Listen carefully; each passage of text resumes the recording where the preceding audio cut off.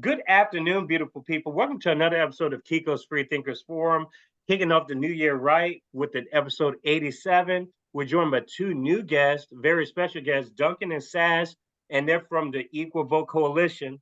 And we're going to talk about this some in a second. Some of my audience, if you follow this pod or this YouTube channel religiously, then you know about Equal Vote Coalition before anyway, because previously we had Sarah Walk from she's the executive director of Equal Vote, and she was on episode 49 and was kind to join us. And so now we have two more representatives from Equal Vote Coalition, and I'm really excited to hear about their contributions and just their bios, what got them into the Equal Vote Coalition before we go into more electoral reform. But I just want to say welcome to the show, Duncan and Sass, and we can't wait to have this dynamic conversation with you.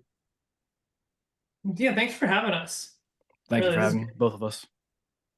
Yes, and just to give a slight ad before we get started, Kiko's Free Thinkers Forum started about 15 months ago, and we've reached over 165 different countries. We have a base in 165 different countries.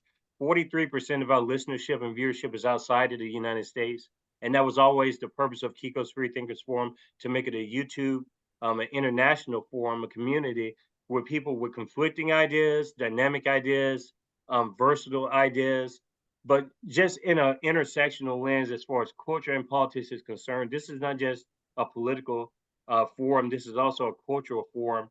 And if you all go back to the catalog and some of the video archives, you can see that reflective in the guests that we have on here. We have people from all over the world that come onto the forum.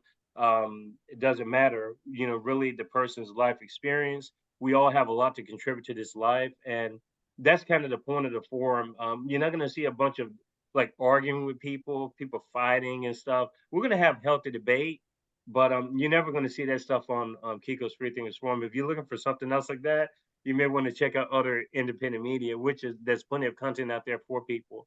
But just thanks again, and our goal is to reach 20,000 subs at the end of 2024. I think it's very possible, and with guests like Duncan and Sass educating people about electoral reform, and then we have people talking about more culturally based issues like racism. It may be any sort of topic that you want to talk about, economy in the world.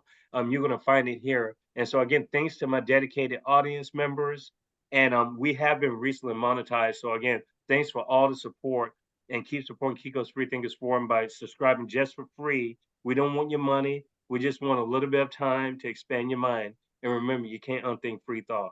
So let's get this conversation going with let's start with Duncan as far as what started your political career, what got you into politics in general, and more specifically electoral reform. So you can go back as far as you want. I see.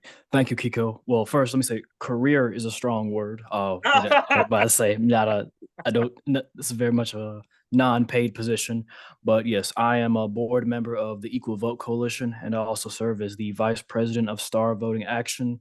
I've been involved with Star Voting for about 2 years. I first heard of it back when I lived in Georgia in 2021. I've been a politically minded person for much of my adolescent and adult life. Um, at the very least, always encourage people to vote, pay attention to what's going on in their community, to current events. And I've starting in my later years, starting with towards the end of my time living in Georgia, I did place a greater emphasis on local and state politics. And the sequence of events is a bit fuzzy for me, but I think it has something to do with the YouTube rabbit hole. I first discovered, I think I came across a video on ranked choice voting, and I was like, oh, this is it. This is it.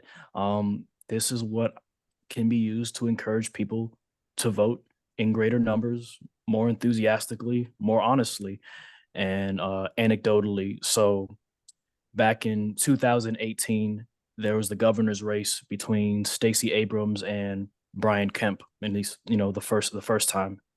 And there was at least a third candidate, the libertarian.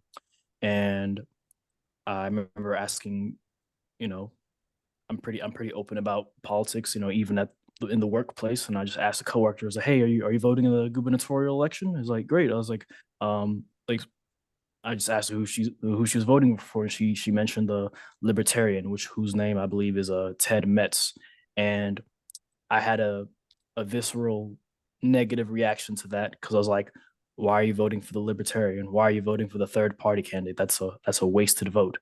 And unfortunately, I guess I was one of those people that said that kind of rhetoric.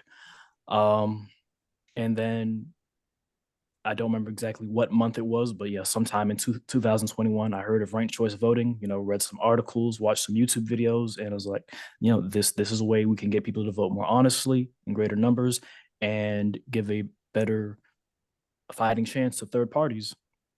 Um, but I was mistaken with how ranked choice voting worked because I thought it was a sort of a weighted system, like kind of Sass, isn't it true that ranked robin works closer to how some people might envision ranked choice voting working?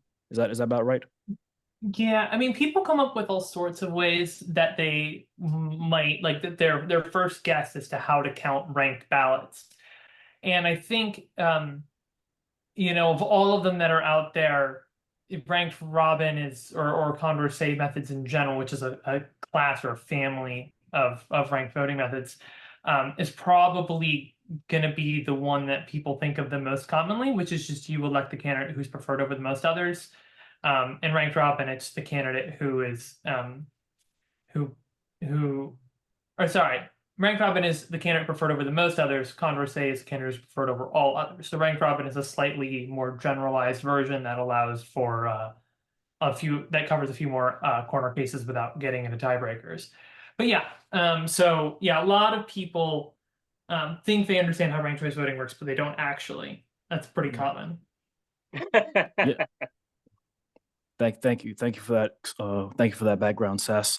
So yeah, I mistakenly believed ranked choice voting worked a certain way.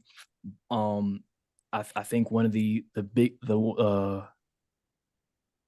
first thing that I saw that led me to believe otherwise was the 2009 Burlington, Vermont mayoral election, and that's where a number of issues came in, such as the censor, it's things Squeeze. such as the censor squeeze effect, and you know evidence shows that the Democrat in that race would have won, had votes been counted more equally and more fairly, but just by the mechanism, the convoluted elimination rounds of ranked choice voting, he was squeezed out. And it's yeah, I was pretty bummed out when I discovered how ranked choice voting worked, and it did not work as the way Fair Vote and other ranked choice advocates, spoke of it. And soon after that, I found out about star voting. I even have this. I have this. I don't know if you can how well you can see it over the camera. I have this custom Cash App debit card. Learn about star Oh, voting. wow. I used to have one. I used to have one very similar to this that was for ranked choice voting. But once I discovered the flaws of ranked choice voting, I promptly shredded it and got this instead. So That yeah, is so no I joke. cool. don't know if I've ever seen that. Yeah. I think I shared it in the Slack channel. But Oh, I did. yeah. So the way I describe I don't know if anyone else in star voting or equal vote uses this terminology, but I call it, ranked choice voting is vote splitting with extra steps. I think Mhm. whereas ranked choice voting is technically better, it is an improvement upon plurality or first past the post. It just the way you can have a viable candidate that is squeezed out. And I was talking to my father about this one time. I gave a hypothetical scenario with three candidates, and he's like, "Well, obviously, in the first round, everyone's gonna vote for candidate A, candidate B, but in the second round, there will have been more votes for candidate C." I was like, "No, by the nature of how it works, candidate C will have been eliminated in the first round. So all those people that voted him or her as their second option, he's got that candidate C is gone from the race." And it finally using that hypothetical scenario, it finally dawned on him. And I'm trying to and that's part of the work we're trying to do. There are numerous obstacles, with championing star voting, as is the case when you champion any new idea or any cause. Uh, Ranked choice voting is undoubtedly one of the primary obstacles, but that's something I'm learning to deal with every day. I'm trying to improve how I communicate star voting, and yeah, because it's difficult enough to engage people politically in most spaces. It's even more difficult to try to persuade them and try to encourage them to think of new ideas. But I and the rest of us, we're working on it. Real quick, I just want to say early on, ranked choice voting advocates mean well. For the most part, they're good people, and they have the right goals and the right motivations, and they believe in what they're doing, and they believe that the things that they're saying are correct.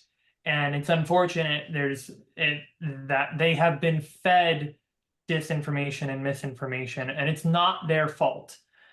So this is not a diss on ranked choice voting advocates. There's a kind of a singular source that feeds that disinformation, which is very unfortunate. So we just want to say early on that ranked choice voting advocates, that we have nothing against you personally. We know that you want better democracy, and we do too, and we are aligned on those goals. And what we want to do first and foremost is just to help educate. Yeah, Okay. and I've met some genuine and sincere advocates for ranked choice here in Ohio as well. So I definitely I vouch for what Sass just said. Stas, before we get into like your bio and what got you into ultimately the Equal Vote Coalition, and I still have I got so much going on in my head right now, just which means it's already becoming a great conversation. But I'm curious, Sash, you said that there's a singular source of disinformation. Like what are you referring to exactly? Fair Vote, which is a multi-million-dollar Oh, lobbyist okay. organization, and even the beginnings of that organization were, I think, a lot more pure. It was in the 90s, and at the time we didn't really no, there were very few people who really understood all of the flaws of ranked choice voting all at once in order to see it really in the full context that it is. And there was this guy, Rob Ritchie, who started this organization called Fair Vote in 93, or maybe it was 92. And the voting enthusiast community, which was very gate kept at the time, so there were not a lot of people involved, just kind of said, well, at least somebody's doing something in the US. And so there was just gratitude for that. And then it wasn't until really Burlington 2009 and the internet and kind of helped open things up, and especially Sarah Wolk, who I think really helped to open up the field and really make the information accessible for the first time at the 2017, 18, 19, that we really were able to all start to see, oh boy, there are some really big deal breakers with ranked choice voting, and it really does not deliver on its promises. And so now we're 20, 30 years behind trying to catch up. But it is a one-way path. People don't leave ranked choice voting for star voting or approval voting or anything else and then go back to ranked choice. People don't go back to ranked choice. So that's heartening to see. And there's so much to talk about, but that's the answer to your question is Fair Vote is over time they had, in order to actually win, they had to simplify their message and simplify their message and simplify their message, and eventually it hit this point where it just wasn't truth anymore. And that's really unfortunate, because then it started setting expectations for voters that the method itself was not able to meet. And so then voters would get it, and then the system wouldn't work the way they expected it to, and they would feel betrayed, and then they would repeal it. Even in 2023, there were 10 cities in Utah that repealed ranked choice voting. So it's really unfortunate, because I don't want to see this happen to voters. It's not fair to voters. So again, we're coming here from a place of, we want better democracy too, and we just want to be smart about the way we go about it, because democracy is it's built on a foundation of trust, first and foremost. That's the first foundation of democracy. So we need to make sure that we're coming to voters with solutions that will deliver on their promises. Something you said, Sass, is interesting. Um, we have had Vinay Oriconde on twice. Vinay represents Rank the Vote, but Oriconde speaks very highly of Fair Vote, the organization you just mentioned that was founded, I think you said in 1993, or it got big in the early 90s. But It started in, yeah. the one thing I noticed before I brought on Vinay to interview, and he's been on twice already, and this would be the second time the Equal Vote has come onto the forum, which is awesome. I don't know if down the road there will be a possibility of a crossover, maybe both ranked choice advocates and store voting advocates come on at the same time. I think there would be an interesting discussion. I think that based on my conversations with Vinay and just with you all right now and Sarah, that I think that could be something possible. I think he seemed open to it when I asked him off camera. But the biggest thing I noticed is that there seems to be a big financial backing difference. Um, and that causes skepticism just for myself. When I see prominent media figures and sports owners and stuff, I'm saying to myself, why would they have an interest in advocating electoral reform for the greater good of the people? Like, and maybe that's just a pessimistic way to look at things, but I'm just a natural skeptic. And I noticed that they have a lot of figureheads and a lot of money backing with Fair Vote. And Equal Vote is not like that. Equal Vote is very new compared to Fair Vote. And so I'm just curious, do you think that there's any common ground between ranked choice voting and your system, the store voting method? Because it seems like RCV is like people's initial starting point to electoral reform. Who doesn't like the shit show that's the first past the post system that we currently live under right now in the United States? What's your response to that? And then you can get into your bio too. Like, I'm sorry to keep but we just keep getting questions, and like there's No, more in my head. I love it. So there's, you know, the advocates want roughly the same thing, and that's better democracy. And it's a very strong selling point. And so there's a bit of both and going on here, is you will find influential people who are not involved in politics at all advocating for an alternative voting method, because that in itself is so exciting when people learn, like, oh, this is the real solution. And like you said, ranked choice voting is a head start. They have a lot more money, and so they have a lot more educational material out there, by different groups, and so it tends to be the one that they come across a lot more, or more likely to come across first. And so there's it's reasonable that that would be the one that they advocate for. But there is also the other side, that when you have that kind of money, when you have that kind of influence, you can reach influential people, and you can talk to them, and you can give them your message, and you can talk to them directly. There's a little bit of both and going on there. I will also say, in my personal experience, I've found Ranked the Vote to be more reasonable. They're more willing to listen and hear you out. They're still ranked choice voting, but you can have a reasonable panel or a reasonable debate. Fair Vote's interesting because their leadership is in flux right now. So the founder, Rob Ritchie, who was the president, CEO, founder, he just stepped down after his sabbatical into a senior advisor role, which I actually think is a strategically smart move.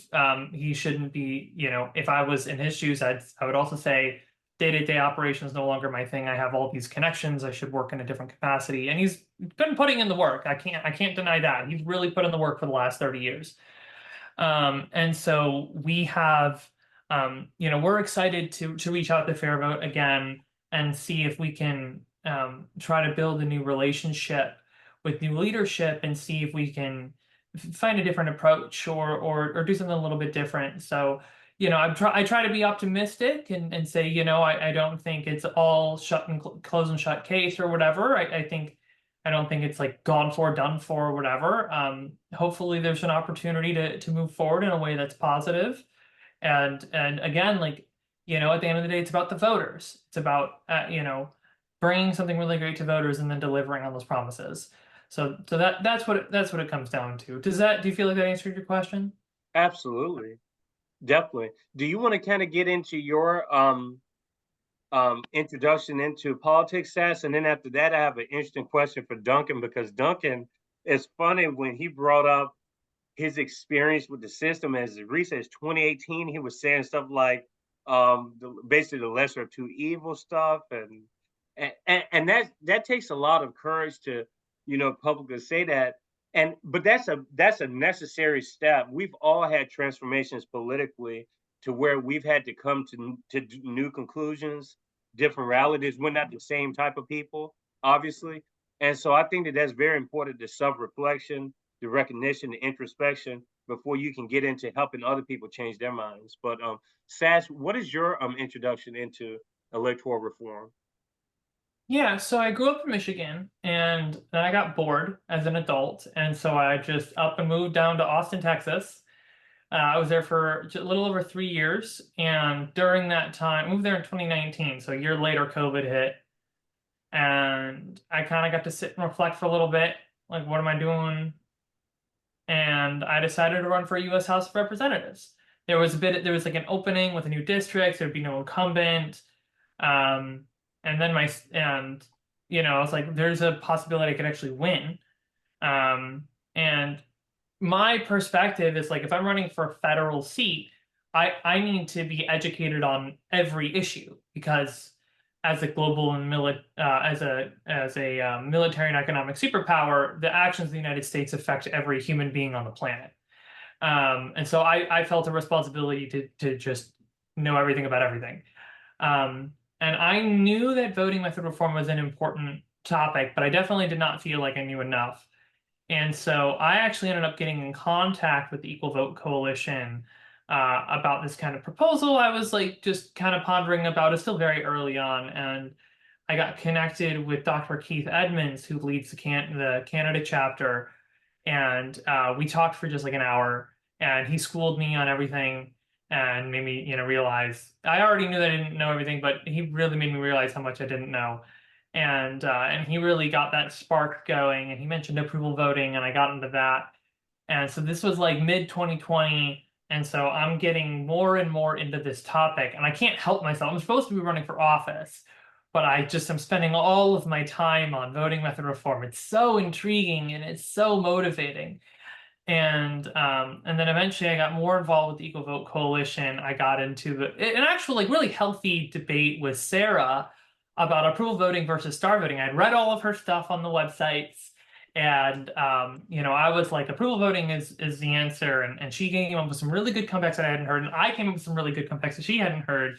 And I think it really brought us to both of us to a much better spot, and it continued to evolve from there. And I continued to volunteer. I continued to do more. Eventually, I had to drop out of my race. My city councilor joined in the race, and he raised more money in a day than I had in 2 years. So that didn't work out, or 1 year, which I knew could happen. But then after I kind of recovered from that, I had already Sarah, I don't want to say Sarah, the board of Equal Vote Coalition had already added me as a board director, which was fantastic. But there was an opening to help the organization as an employee.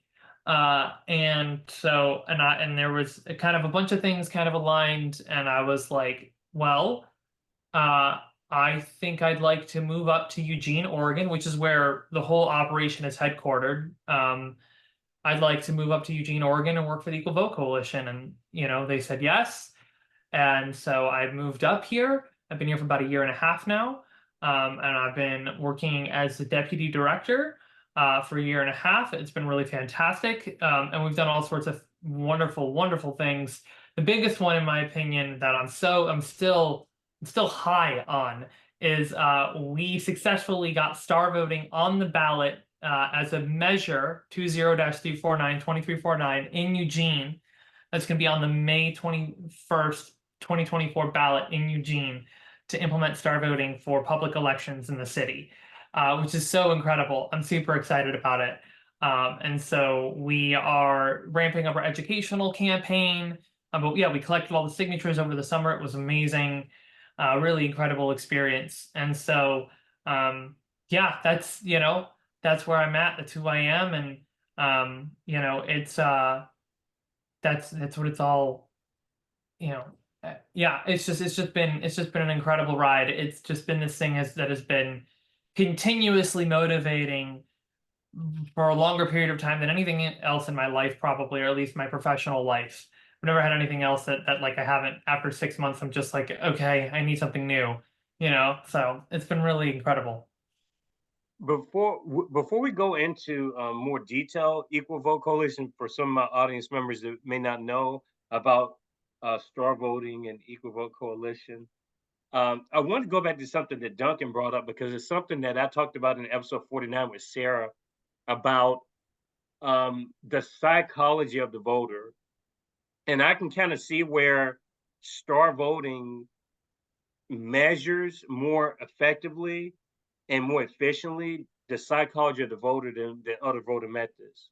We've already talked about RCV, but I'm curious, the biggest, I won't call it a flaw, but the biggest question mark I have towards any electoral reform system to sort of defeat or to thwart out this first past the post stuff, which is just absolutely ridiculous. There's no representation, really, if you think about it, because anytime you can vote shame somebody, that's a lack of representation. That's the opposite of what you're trying to do. If you're trying to build quote unquote democracy, which is a Mhm. word that I don't like to use because I don't feel like we have democracy in the United States when we talk about voting. Um, I think what you all are doing is definitely the correct direction. Like that is trying to achieve democracy. The problem is that we don't have democracy right now as a system overall because electoral reform is one part of the process. And the voters, I don't think, see the connection between that and the voting process. They see it as like, okay, I'm selecting my candidate that's representing me and the people. But they don't understand that the method has a lot to do with disenfranchising that illusion of democracy that they think that they have. But my question, I guess, for Duncan and then Sash, you can chime in as well, is isn't any system like straw voting or anything only as good as the voters themselves? Because the voters right now, honestly, most voters that I encounter are very ignorant about just certain things. I mean, a lot of times people vote against their own a candidate that they vote for doesn't even represent their ideology, doesn't represent their values at all, but they feel like they have to support that one candidate. Um, so when you have all this information gap that's left out for the voter to kind of get to that point to become a more educated voter, do you think that it even matters at that point if it's star voting, ranked choice voting, or any other method? Like, what do we do to help the overall education of the voter? That is an excellent question, a very weighty one, and I would just start by saying education is key. Um, whereas I'm first and foremost an electoral reform star voting advocate. Um, I don't remain ignorant of all the other challenges, our democracy and our country faces as a whole. And one of those is a tremendous gap, in people's knowledge and awareness of current events or just politics, just what's going on in general. So yeah.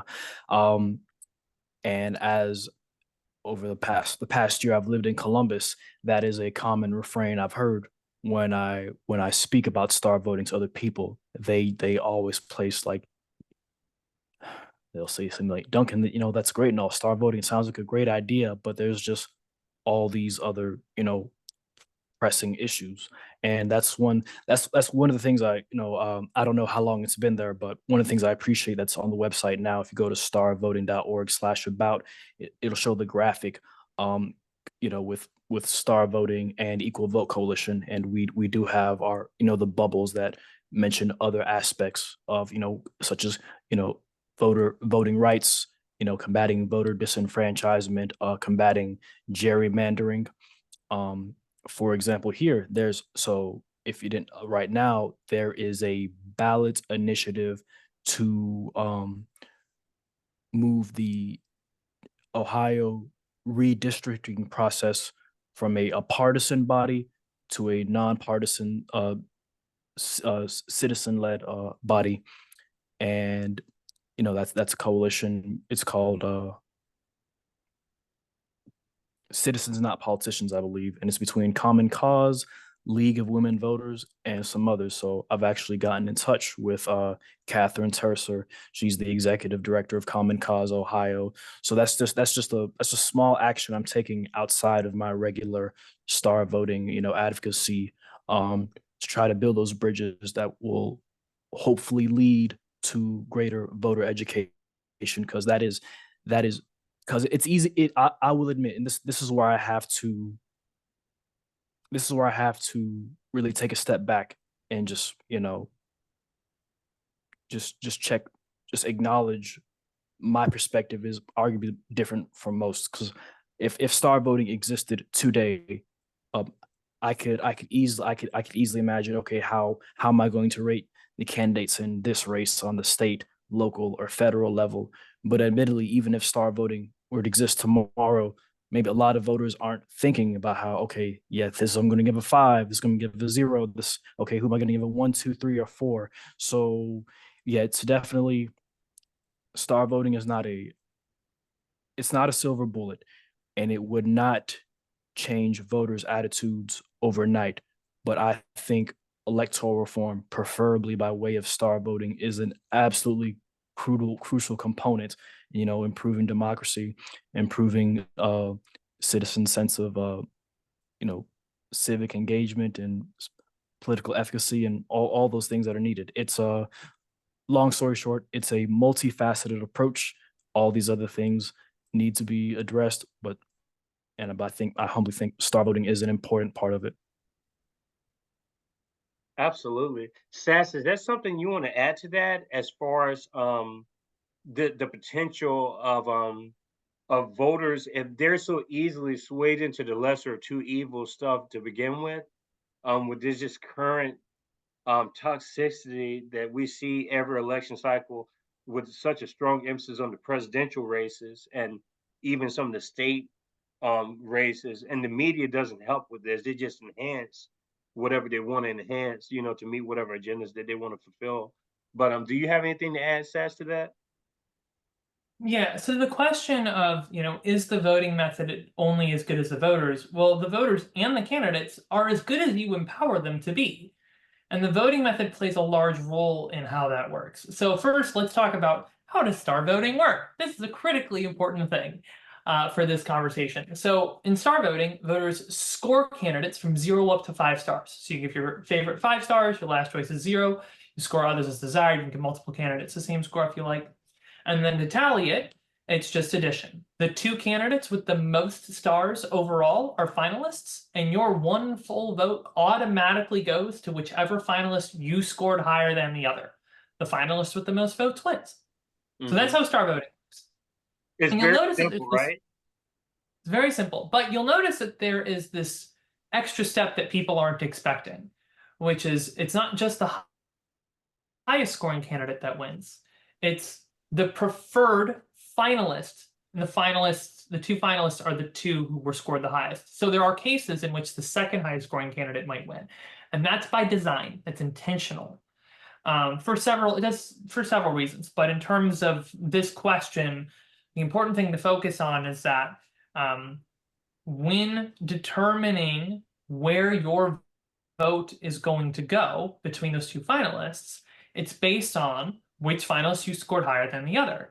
Well, that's critically important for you as a voter to understand, which is, okay, well, if I want to make sure that my vote actually goes to the finalist I prefer, then I need to make sure that the order of candidates, the preference order of the candidates on my ballot, is what I honestly believe. Because there's no strategy when there's only 2 candidates. Once you have 3 or more, everything breaks. But when there's only 2 candidates, there's no strategy.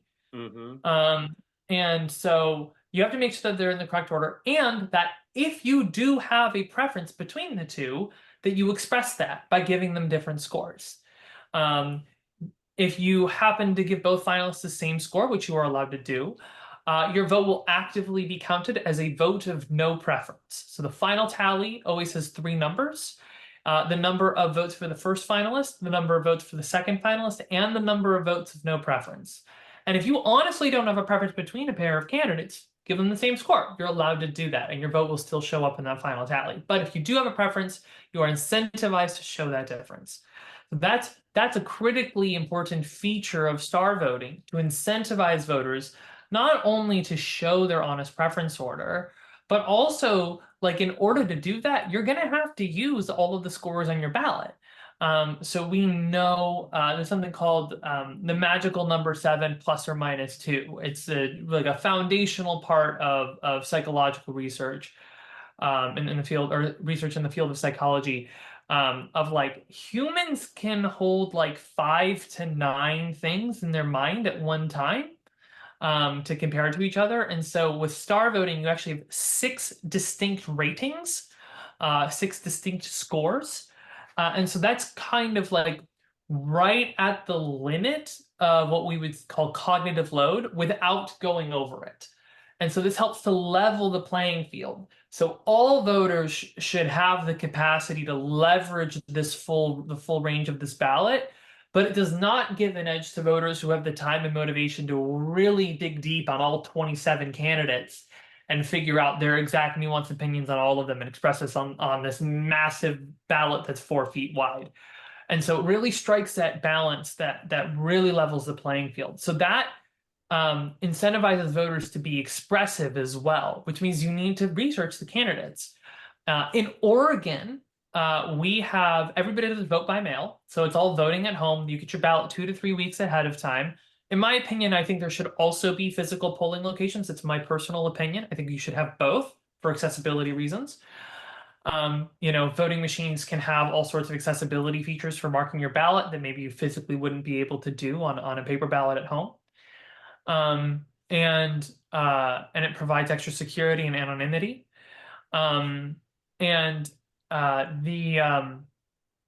Where was I going with this? And we also in Oregon send out a voters pamphlet with information on all of the candidates and all of the ballot measures. Colorado does this too. I think theirs is a little bit more comprehensive because they have an independent board that researches and so there's like outside input.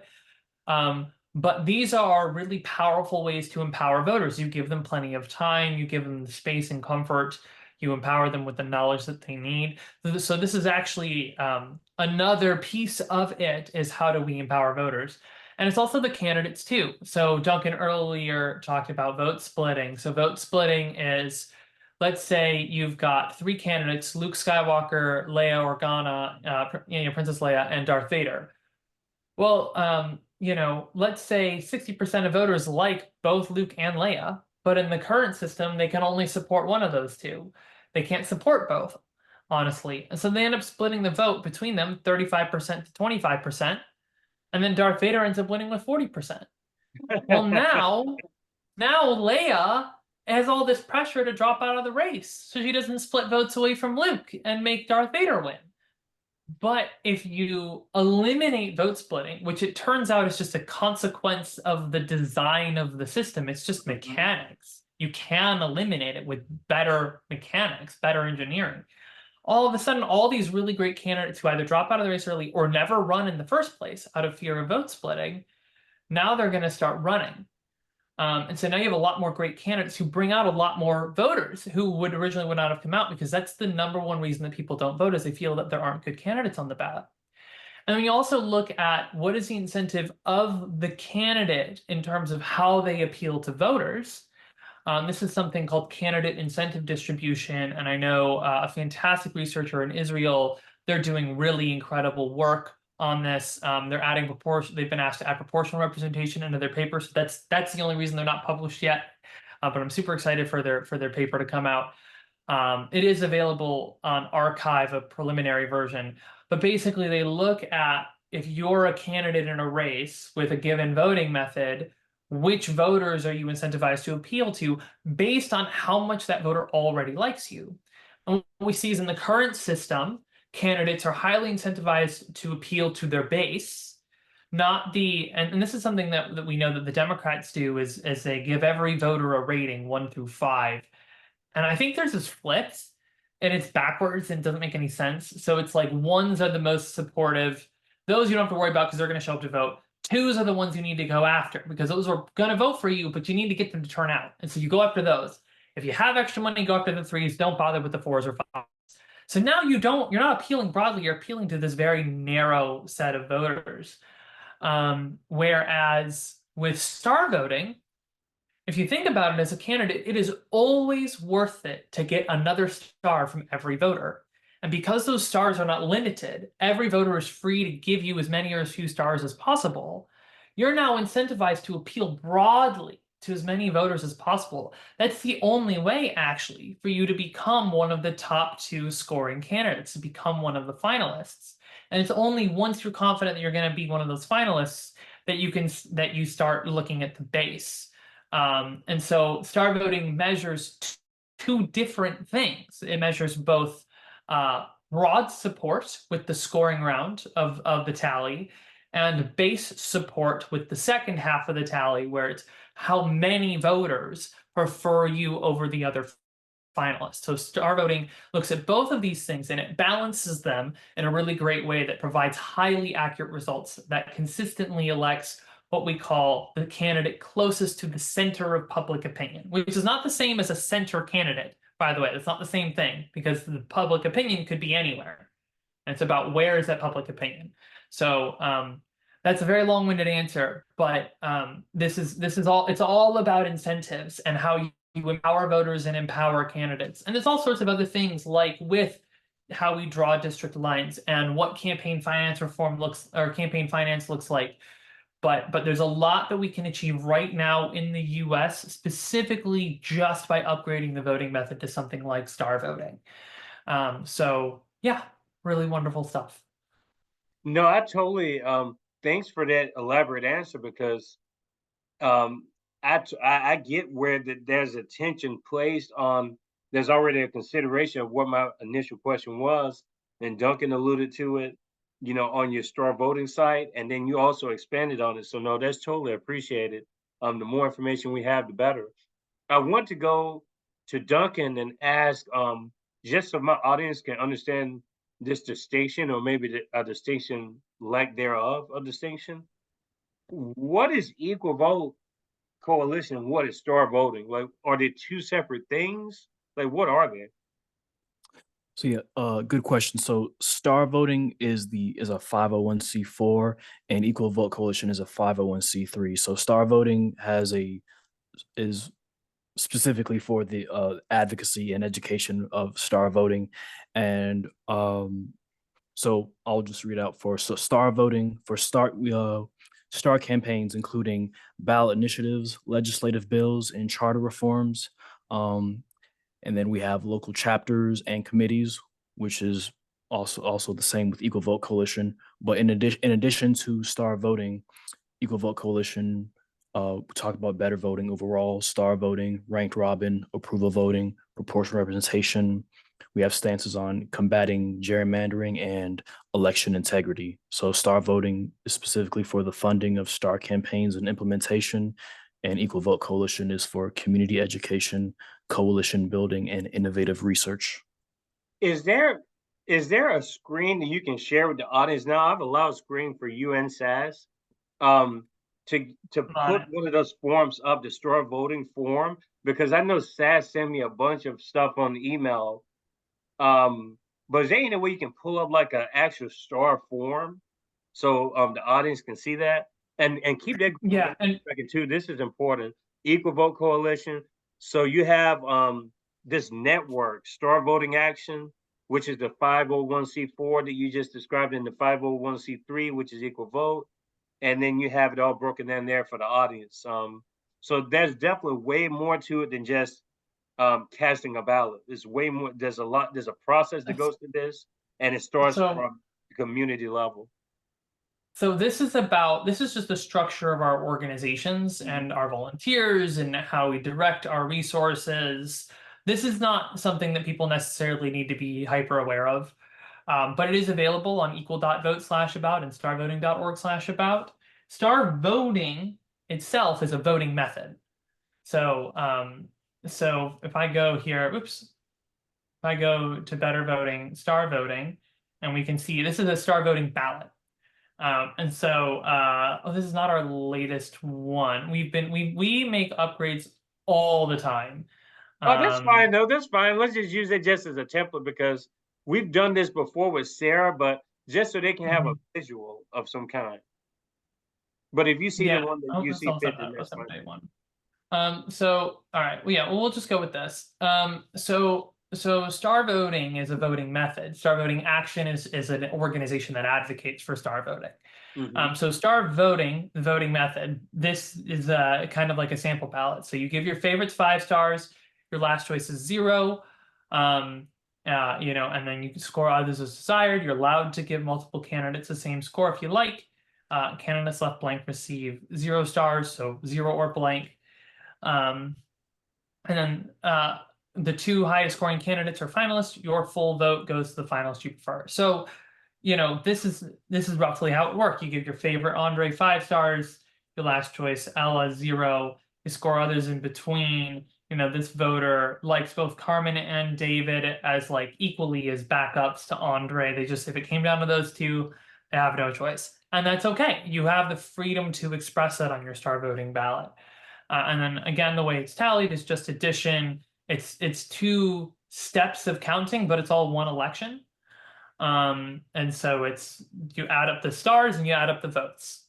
That's really what it comes down to. Okay, I So got one question. Just looking at Yeah. this, so it's not confusing to the audience. I noticed that column 2 and 3 doesn't have any selection whatsoever in the Scantron. You can't rate more than 1 5. That's correct. You You absolutely can. You can can? have multiple 5s, you can have multiple 0s. That's totally fine. You have the freedom to fill out your ballot honestly and expressively in whatever way you feel you need to. So you can have multiple favorites. That's totally okay. Does that create issues though? Because Oh, if you're selecting Andre, Carmen, and Ella, for instance, as 5, and then you elect Blake and David as like a different selection, that wouldn't cause issues? no, because again, it just comes again. So you're just adding up all the stars across all the ballots for each candidate, right? And so the 2 with the most stars overall are finalists, and then your 1 full vote automatically goes to the finalist you prefer. If you Okay. gave both finalists the same score, whether they're both 5s or they're both 0s or they're both 3s, it doesn't matter. If you gave them the same score, then your vote is actively counted as a vote of no preference, as I was describing earlier. Ideally, we would also get a little bit of extra data from the precincts to break down the ballots a little bit more and see, are those no preferences mostly all double 0s or mostly all double 5s, or are they all over the place? There's a lot of additional information that could be provided for additional election analysis that we would support being published, that still does not identify individual voters. But at the bare minimum, this is what you need in order to make the system work. So there's no issues with having multiple 5 stars, except in the case of tiebreakers, and even then it still wouldn't matter. There's no in the tally, there's no distinction between a 5-star candidate and a 4-star candidate, other than you just gave one of them more stars than the other. That's really the distinction that it comes down to. You could theoretically have a version of star voting. It wouldn't be star voting anymore, but you could have a version that went up to 9 stars or 99 stars or whatever. It's like I said, that wouldn't be star voting anymore. Star voting is specifically 0 to 5, but you could come up with a score runoff voting, or whatever you want to call it. That would have a different range. And I might add, this is one of star voting's key advantages over ranked choice voting, because with ranked choice, you cannot give 2 candidates the same ranking, or else that will void the ballot. There can only be one first place, only one second place. And I think Sass, correct, if you give you're not allowed to skip rankings either, because that could also avoid a ballot. Is that right? It's inconsistent. Depends on your jurisdiction. The Mm-hmm. rules around skipped ranks and equal ranks are inconsistent. And depending on which ranks you skipped or how many ranks you skipped, or how many next to each other you skipped, those all have different rules in different places about whether or not they will void all or part of your ballot. Mm. So it's just going to depend on where you are. But star voting is consistent. But we eliminate that problem altogether by just allowing voters to vote however they feel. And to add on what something Sass said earlier about, the scale that works best, as far as human decision making and psychology, like 5 stars is already a part of so much of our vocabulary, our lexicon. We have, 5-star restaurants, 5-star recruits, 5-star hotels. Like we're already rating things and filling out oftentimes you have surveys on a scale of 0 to 10. So that even, a far greater scale. So 0 to 5 is already something most voters, most Americans are already accustomed to in some shape or form. It's about I hesitate to compare electoral politics to like other aspects of entertainment or consumerism. But with that said, it's just like the same way we score or rate any other thing else. So in so many other areas of life, from the grocery store to film, books, movies. I mean, the list goes on. We're freely, you go to IMDb, you go to website, you can freely on Google Maps or whatever is freely rate how you feel about this product or this media. And we just think it's something as serious as elections, like that same level of expression, should be afforded. I have a curious question. This is some great stuff. The graphic is important, and I think the 5-star analogy is interesting because, like you said, it's already part of our lexicon. And something that Sass said earlier, like even before we got into this part of the discussion, is that there is a psychology that already has our brain sort of embedded with the 5 to 9 choices. And something that I didn't necessarily like when I interviewed Vinay was the idea to rank towards voting. You could rank like 1,000 things. And I'm just like, that's crazy as hell. I mean, just to think.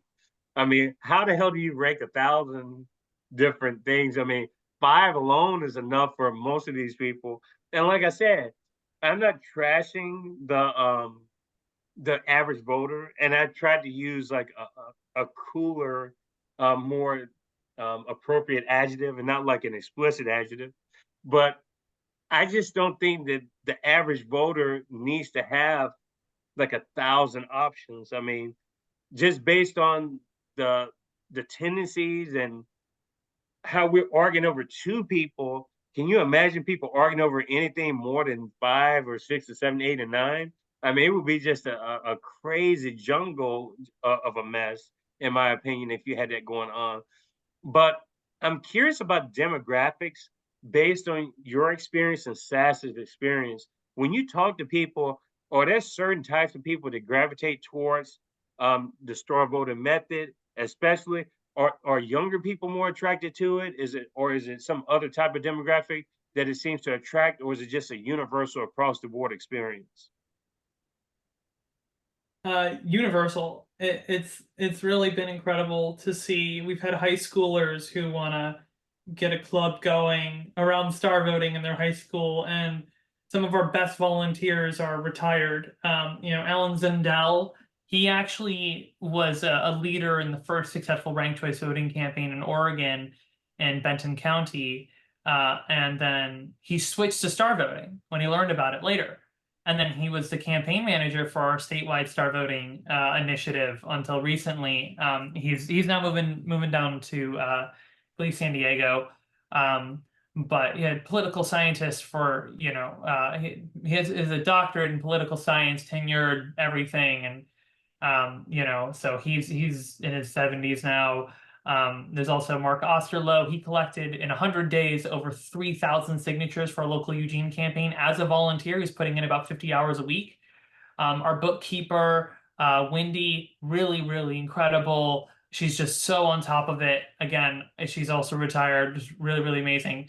But yeah, at the other end, there's also like I said, I host the open democracy discussions, and I have a bunch of people who are like under 30. I also have another guy who comes in who's over 50. He lives in San Francisco. When he talks about his experience with ranked choice voting there and how much he hates it, because San Francisco is one of the only places where they actually allow you to rank all of the candidates.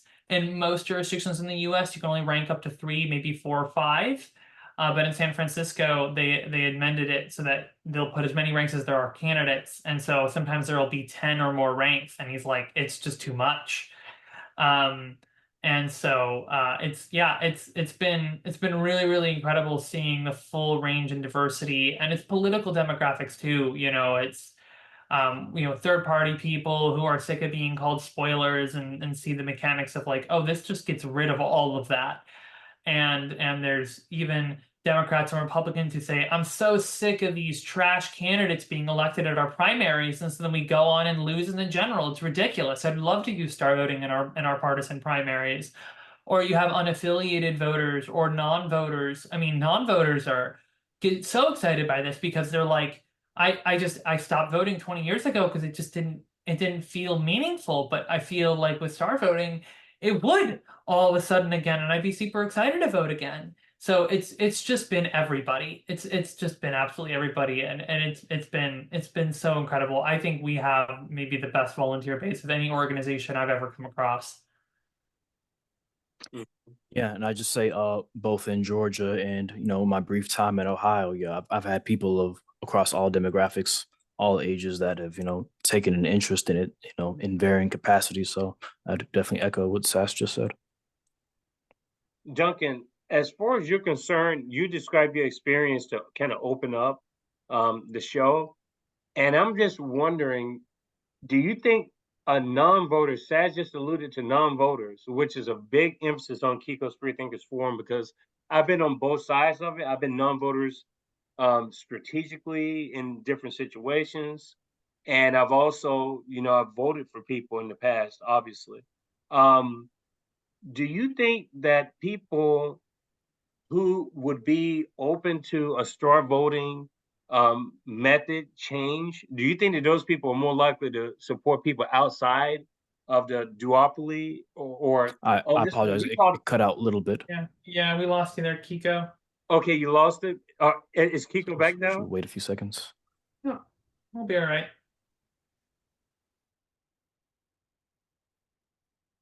Yeah, I see it froze on there. Okay, we're Yeah, back, I think.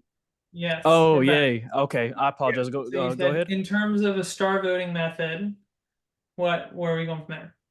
Oh, yeah. As far as the straw voting is concerned, if people are already on board with the straw voting method, let's just say you convinced a voter who is giving up on the system, whether it's the party system or the voting methods, to begin with, because that's all they know. Let's just say you get them to support straw voting and then they start advocating straw voting.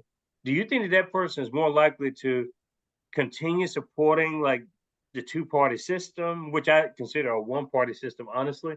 Or do you think that that makes a person psychologically more open to maybe considering independent candidates that they normally wouldn't consider? And this is a question that's a Kiko's Free Thinkers Forum exclusive, because we don't interview Republicans or Democrats. As a matter of fact, we've never interviewed a Republican or a Democrat on the show. And even with my quote unquote grudge held against these people, I've reached out to people. I've reached out to Trump. I've reached out to um, RFK at one point. I've reached out to Vivek Ramaswamy. So I've tried to reach out. Marianne Williamson, I reached out to her. So I will reach out to people. It's not because I want to, it's because I know it's the right thing to do. But we really don't prefer either of the big parties. And so do you think someone that's on board with the system like straw voting is more likely to also be more independent minded? Uh, that's a good question. And I mean, first I'd say, you know, star voting does, you know, it obviously and would explicitly be helpful towards third parties. But I think I'd argue even Democrat Party and Republican Party loyalists could see it as favorable within their own primaries.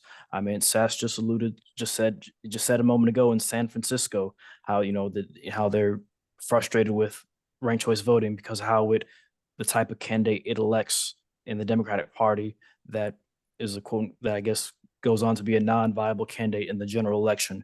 But I do think I couldn't give the exact breakdown, but no, I do think it would incentivize people to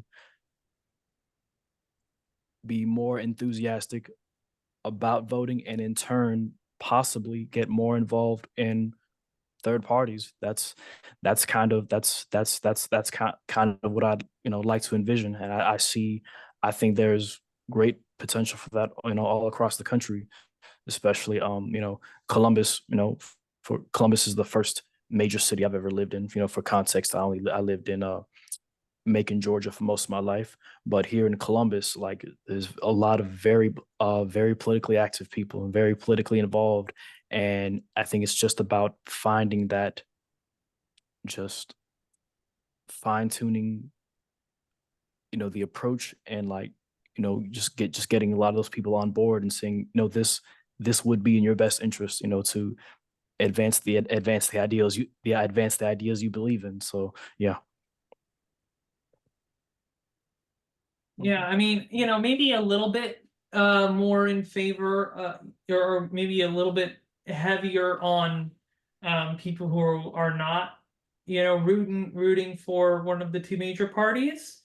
But that's an important way of saying it, because there are a lot of people who are registered with one of the two major parties who normally vote in favor of one of the two major parties who don't love them, and they believe in democracy first. And they get attracted by this because they say, better democracy is better democracy. And as well as, like, we have plenty of nonpartisan elections. Most seats, most elected offices in the country are nonpartisan offices. They're local offices. If you look at all of the elected seats in the country, there are a little over 500,000 of them. And if you take out all federal and state offices, the number of offices you're left with is a little over 500,000. It's almost all local, and most local elections are nonpartisan. And so this can be really powerful for that too, because people see how the current system creates polarization and amplifies it, and that affects their personal lives. It affects their relationships with their families, and they don't want that. And so they can resonate with this. There are lots of reasons to love good voting methods like star voting. And I'll also add, approval voting is another great voting method that the Equal Vote Coalition endorses. It has been adopted and implemented in 2 jurisdictions in the US and has been used for 2 elections in each of those jurisdictions, Fargo, North Dakota, and St. Louis, Missouri. In Fargo, North Dakota, in their last approval voting election, a bunch of candidates who did not have a bunch of money all got together, and they put all their faces and names on a single postcard, and they said, approve all of these candidates. So approval voting is you vote for all the candidates you approve of, and the most approved candidate wins. It's very simple. And so that was really incredible to see 2 or 3 or 4 candidates cross endorsing each other and saying, approve both of us, approve all 3, approve all 4. And then a lot of the candidates who ended up winning were among that pool, even though there were other candidates running who had all this money and were telling their voters to what we call bullet vote, which is only approve that one. That ended up backfiring on them. So it was the candidates. So, voters don't like being told, trying to be coerced into voting this certain way and saying, oh, you can only support one. Voters don't like that.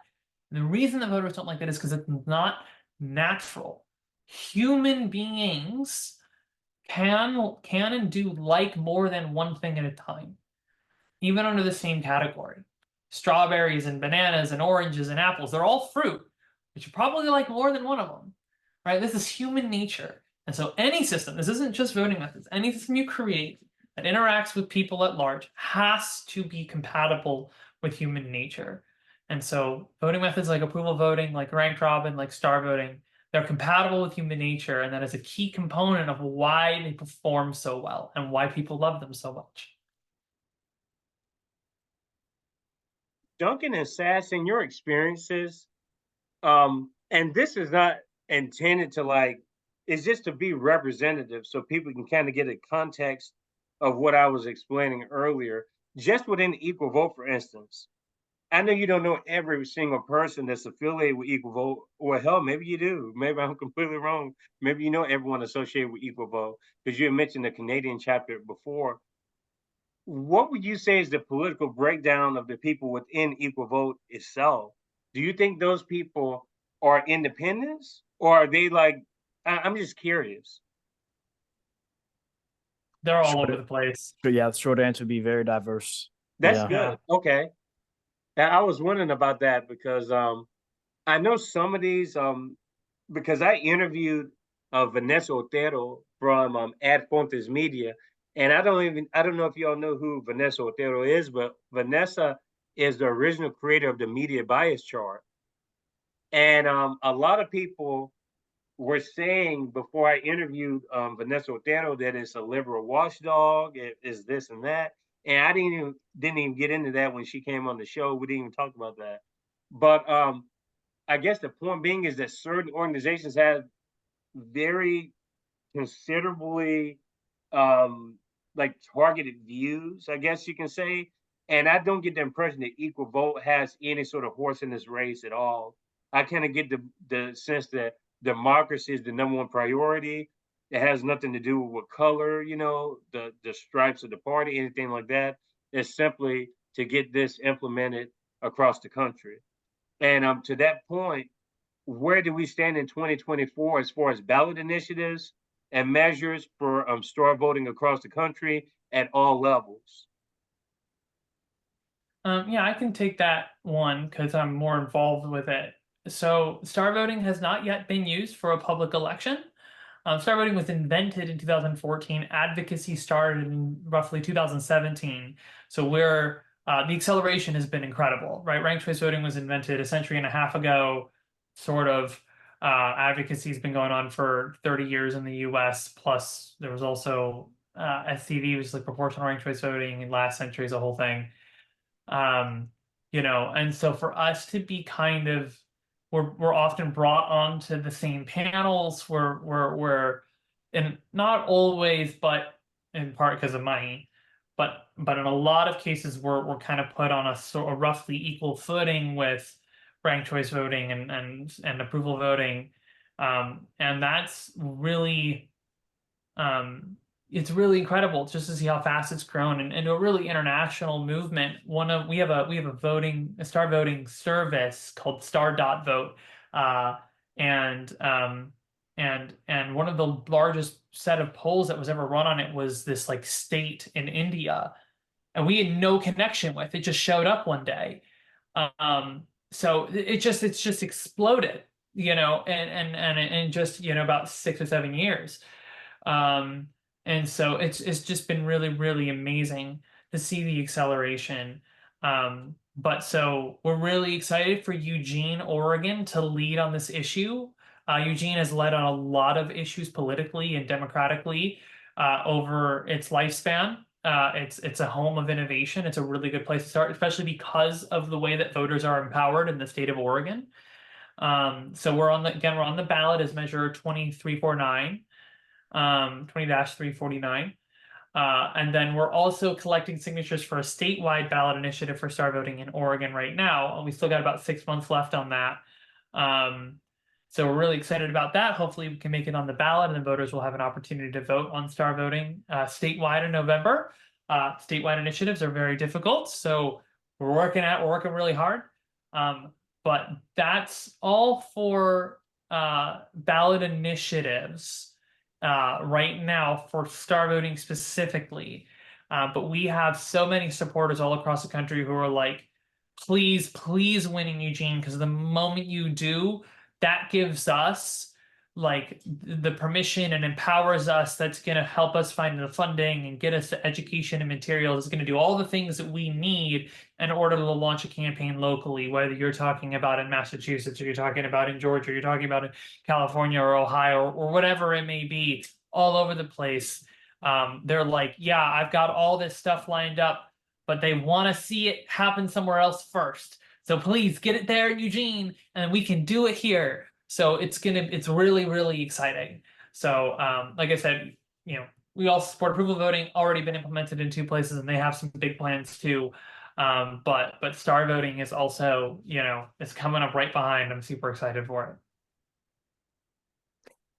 it. And where I'm here in Ohio, I will be hosting the first Star Voting Ohio meetup on January 27th at 4 p.m. So anyone in Columbus, Central Ohio, Franklin County, I encourage you to attend. It's going to be at the Columbus Metropolitan Library main branch in downtown on South Grant Street. Of course, anyone who wants to drive from further away, you're more than welcome to, but it will also be a hybrid meeting on Zoom. So you can head over to starvoting.org/events, and you'll see it listed there for Saturday, January 27th. And I'm hoping this can, whereas we're very much at the very beginning stages compared to what's going on in Oregon, I'm hoping it can get to that point one day where we have a ballot initiative for star voting in Ohio. And Duncan, to that point, is there anyone else that has a presence in Ohio when it comes to star voting besides yourself? So we have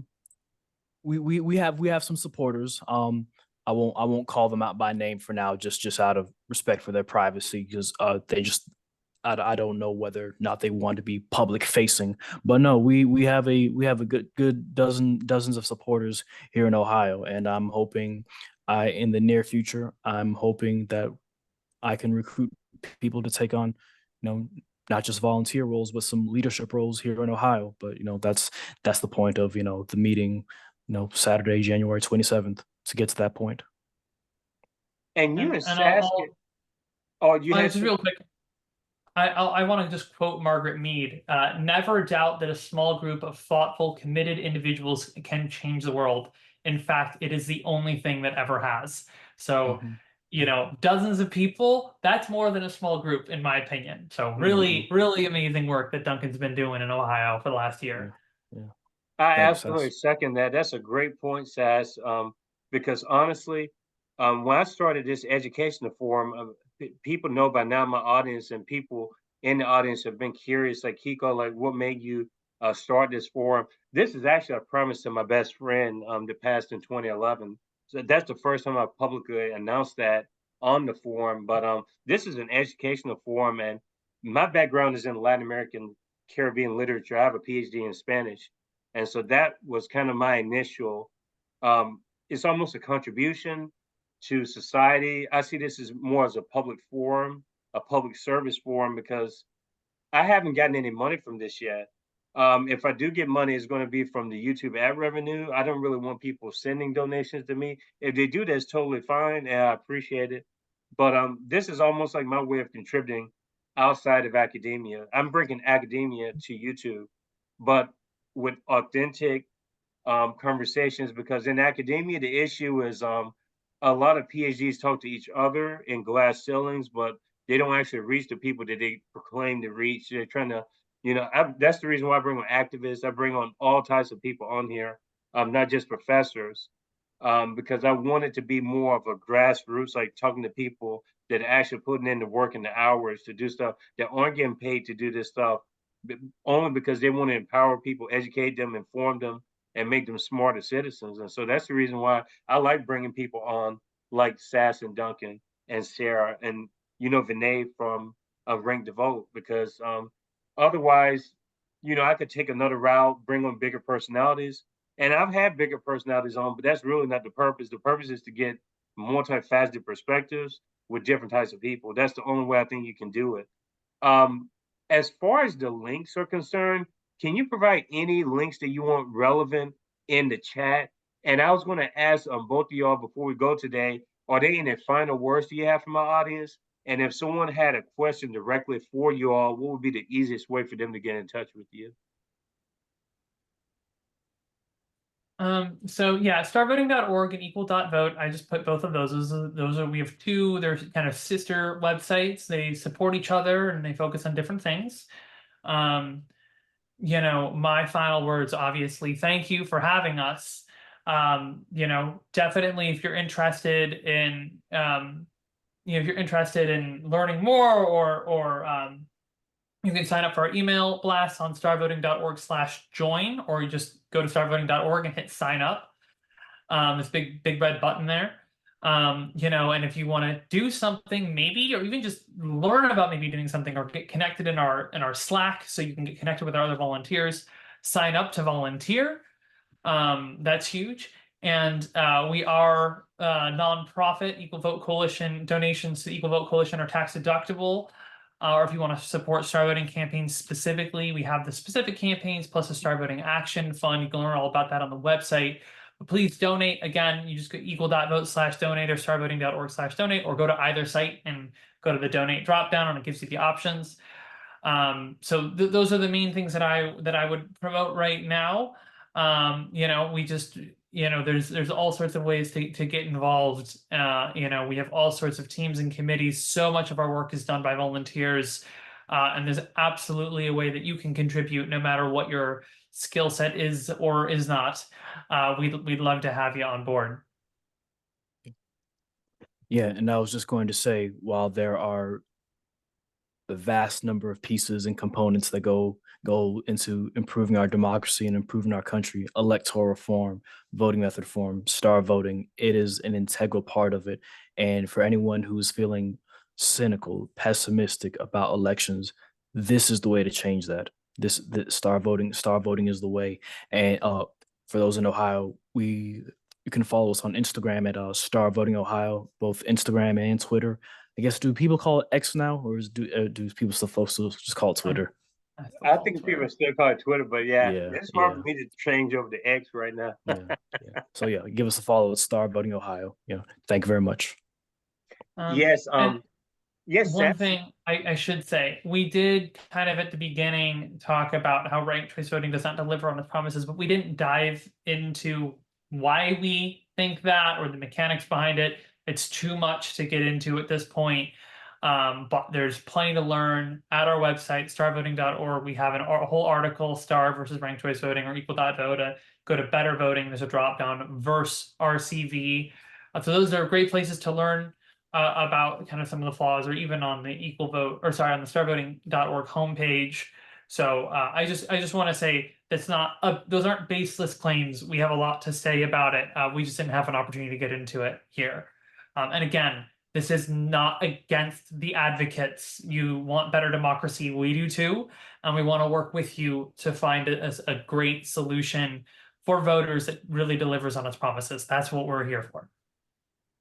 You know what, Sass? It's interesting that you brought it up. I'm kind of glad we didn't go that direction, because I think it would be a great opportunity to maybe get people who are the RCV camp, maybe get a couple of people on simultaneously with you all, if you all are open to that. It sounded like you were both pretty open to it before. I think it'd be a great opportunity to get a fresh dialogue, because I'm sure that I have people in the audience, because I actually found out about Equal Vote Coalition. I told Sarah this through a group on Facebook called End the Two-Party System. Billy Uku Jr. is the founder of End the Two-Party System. And that's how I found out about Equal Vote in the first place. I kept getting posts from Equal Vote. And I think Sarah may have posted stuff on there. I mean, for all I know, you all may have posted on there before. It looks like we lost. You say you lost me again? Yeah, but the audio caught up though, so I think we're good. Okay. Yay. The internet, I think it may be because I switched locations for the show too. I'm trying something out different with the studio setup. But yeah, that in the two-party system, I like to give a shout out to them, because without them, I wouldn't have known about Equal Vote Coalition. These smaller groups and organizations are so crucial into fitting in this big, larger jigsaw puzzle. And Sass made the comment earlier about a dozen people. I totally agree. To me, a dozen people is potentially 1,000 people or more. Each person is a very important component. I'm very grateful for the subscribers that I have and the followers that I have, because I didn't think I was going to have any, honestly, with the type of content that we talk about on this show, very serious content, um, and then more lighthearted stuff. But I just want to say thanks to both of y'all for coming back on, Equal Vote coming back on, and maybe we can have you all back on the show down the road too. That'd be great. Yeah, that would be amazing. Yes, absolutely. And just again, episode 87 was wonderful. I can't wait to post this. And I want you all to share this with your audiences. And we will definitely share the links provided in the description that you left me in the chat. And I just want to say for episode 88, we have Radhika Desai coming on. We're going to discuss her book, Capitalism, Coronavirus, or War, a Geopolitical Economy. Radhika was on a previous episode before. We have Zach Hayden, the Mad Redneck, coming up. Very interesting interview. That is, I mean, and it goes to show you, you can't really base judgments on people at first glance. And that's another big part of the forum is to really go out to people, give people a chance to kind of, see what they're about. Don't look at a symbol on someone's car in front of the house and make assumptions about a person, because I've made that mistake in the past. And I've realized more and more that if you sit down and talk with people, you'd be amazed at what's actually going on inside of people's brains and not these symbols. We get so caught up in the symbolism and stuff, but we got to get back to talking to people and maybe, learning from each other. That would be my final message for today. And I just want to say, beautiful people, enjoy the rest of your day. We have a bunch of great guests coming on down the road. We have about 25 interviews scheduled between now and March. So keep on supporting independent media, truly independent media, not clickbait media. And that may be a dig at somebody in independent media, which I'm not going to reveal the name. People know it if you follow the show. But enjoy the rest of your day. And cheers. Thanks again to Duncan and to Sass. All right. Thanks Cheers. for having us. Thank you, Kiko. Appreciate you, Kiko. Thanks. Absolutely.